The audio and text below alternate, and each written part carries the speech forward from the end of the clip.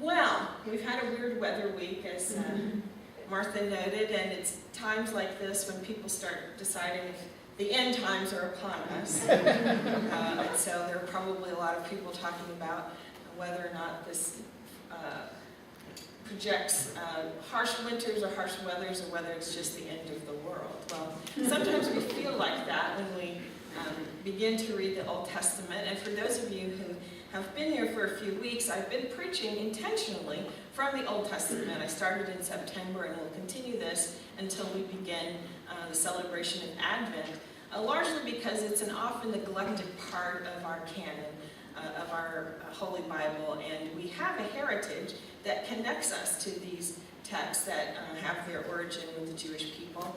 And I think we've had a good time in Sunday school hearing from Amy Jill Levine, who is a Old Testament professor at Vanderbilt Divinity School, and has been taking us book by book through these texts. And we've also been doing a study on Wednesday night, more of an overview about the different major themes that are present in the Old Testament. So each week it's also a challenge to say, what does this text say to us as Christians?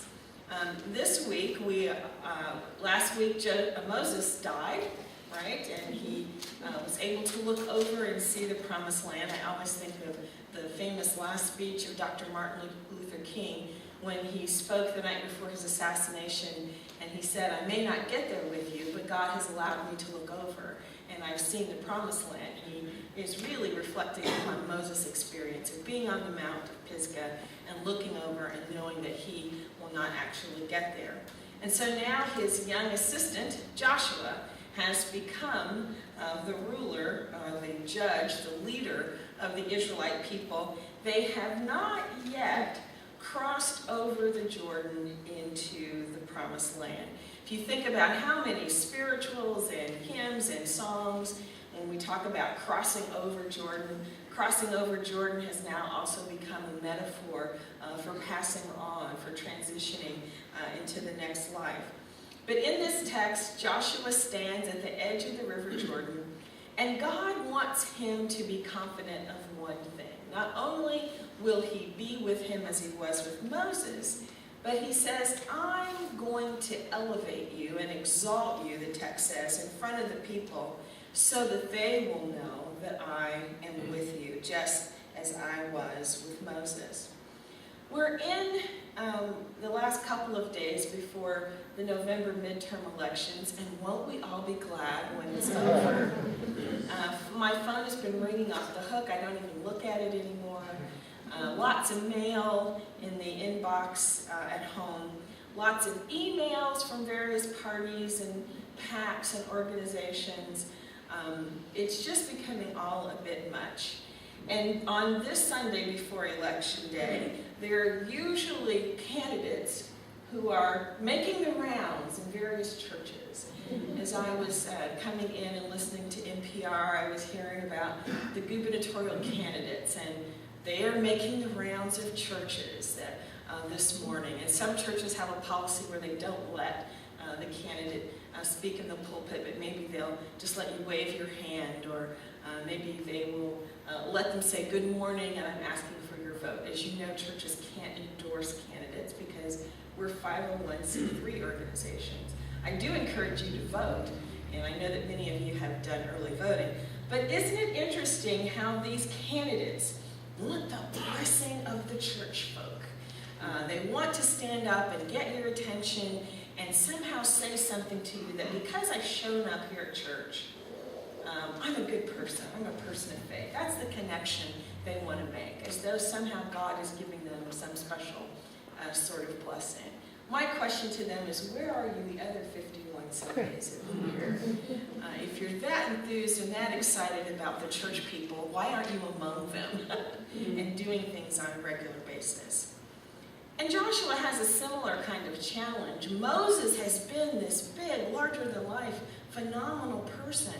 And Joshua is probably wondering, will they really accept me as the next leader?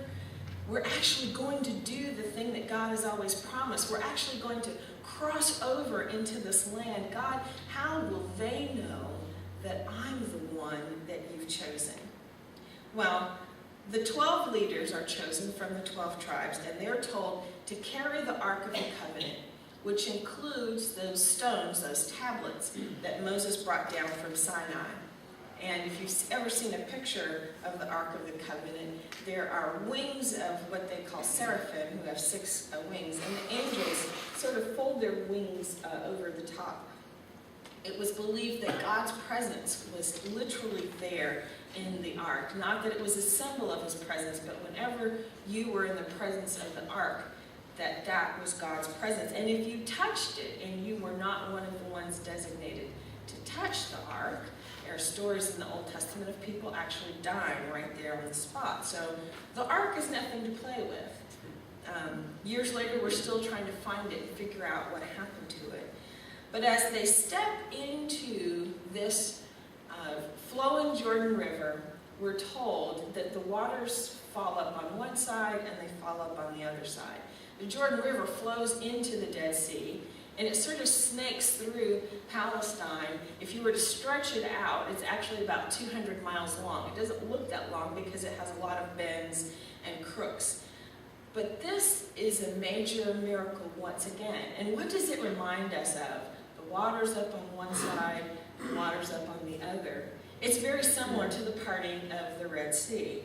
So what God is doing for Joshua is in essence to give him a miracle of similar proportion as that was done for Moses. To say, the God that was doing great things under Moses is still able to do great things now.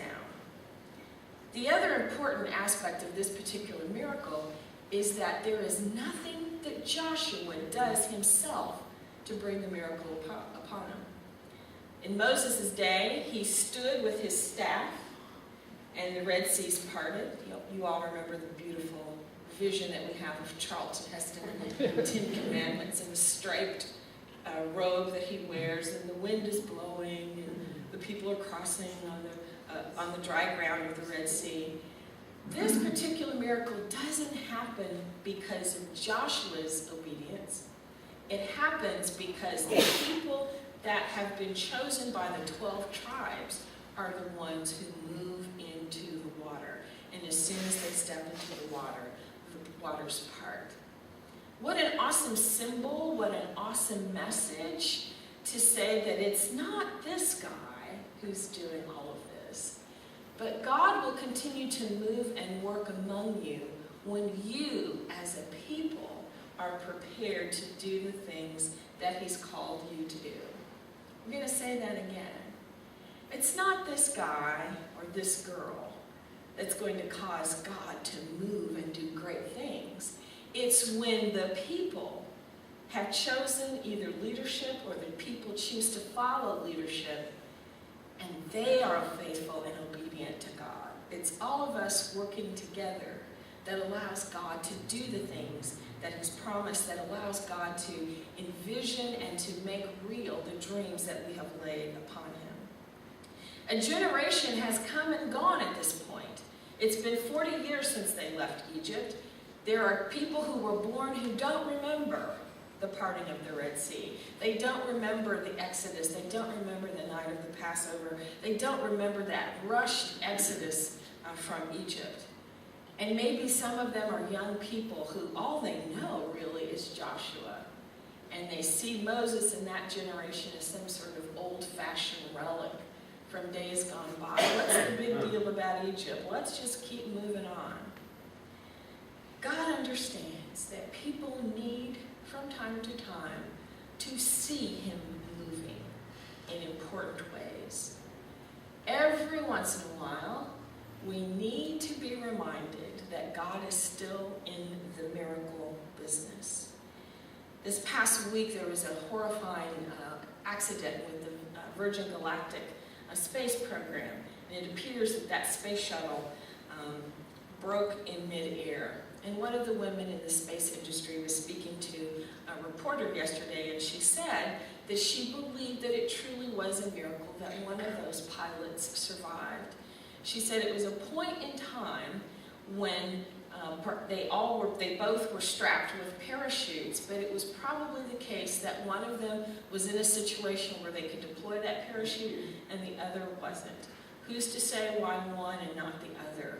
But to know that one did survive, what other explanation do we, who are people of faith, have other than to say, truly God was at work in making what we would consider a horrible choice. One man made it, the other man didn't.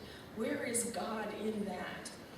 God shows us on occasion real, actual things that we just simply can't explain. Can you imagine being downtown in Chicago and walking into the Chicago River? First of all, that's a scary thought. It's been toxic for generations. I think it's recently been detoxified or something, but it's not a really pleasant body of water. But if you were to see it rolling up on one side of the river or the other, just because a group of Christians who were carrying a big box with angels' wings on it were to walk through, that would be something to report, wouldn't it? Or if you saw the prophet Elijah, or if you saw me, perhaps, being taken up into a whirlwind, right? And I just left a mantle on the ground. Wouldn't that be something to talk about? Wouldn't you say, whoa, God is really doing something amazing among us? But think about the fact that you are all still here. Think about the fact that a few years ago we prayed about the relief of our mortgage, and God sent us a gift that basically wiped it out. Didn't that feel like a major miracle to you? Isn't it a major miracle that, given the size of our church, the ministry that we do, we know God helps us out with the back to school fair. We know that God helps us make sure that we have enough for pads. We know that God enables us to give so that we can send the money that we send to Belarus. We know that God enables us to give of what we have so that the doors of this church remain open. We don't need to see fancy parting of water or river. We just need to look around our own lives and see situations where we know that we didn't do it, when we know that we can't take the credit for God making provision, for God enabling us, even in our own lives, to make things happen. I think about the fact that I am actually the Dean of Students at the University of Chicago Divinity School. I'm the first person to hold that job who doesn't have a PhD. I did not do that. I didn't even go looking for this job. I might go looking elsewhere soon, but I